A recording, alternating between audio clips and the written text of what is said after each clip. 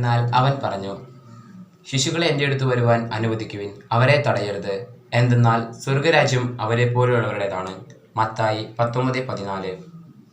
ശിശുക്കളിലേക്ക് നോക്കുമ്പോൾ നമുക്കൊരു കാര്യം വ്യക്തമായിട്ടറിയാം. അവർക്ക് കള്ളത്തരമാണെങ്കിലും സത്യമാണെങ്കിലും അവരുടെ ഭാഗത്തു നിന്ന് ഒറ്റ മനസ്സാകും. അത് ശരിയാണെങ്കിലും തെറ്റാണെങ്കിലും ഒരു കാപട്യവുമില്ലാതെ എല്ലാ കാര്യത്തിലും ഇടപെടും. മാത്രമല്ല, അവരെ സംബന്ധിച്ച് അവർക്ക് ആശ്രയിക്കാൻ അവരുടെ മനസ്സ് സന്നദ്ധമാണ്.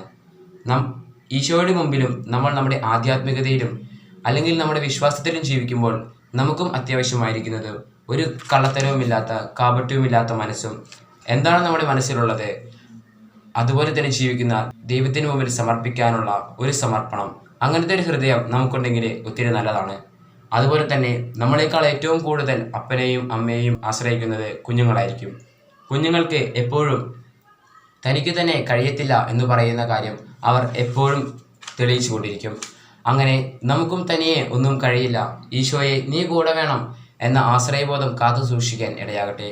വിശുദ്ധ മത്തായിയുടെ സുവിശേഷം 19:14 പറഞ്ഞിരിക്കുന്നത് പോലെ സ്വർഗരാജ്യം എപ്പോഴും നമ്മുടേത് കൂടെയാകും. സ്വർഗരാജ്യം എപ്പോഴും സത്യത്തിൽ സഞ്ചരിക്കുന്ന സ്ഥലമാണ്.